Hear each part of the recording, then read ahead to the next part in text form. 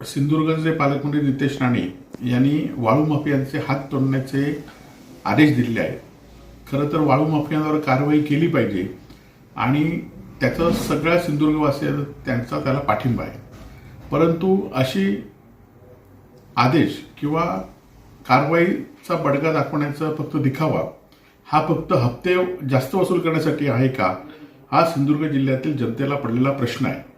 कारण आपण कारवाईचा आदेश देत आहे, परंतु महसूल विभाग फक्त दिखाव्यासाठी कारवाई करत आहे.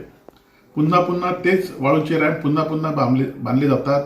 अनेक ठिकाणी अवैधरित्या वाळूचा साठा केलेला आहे.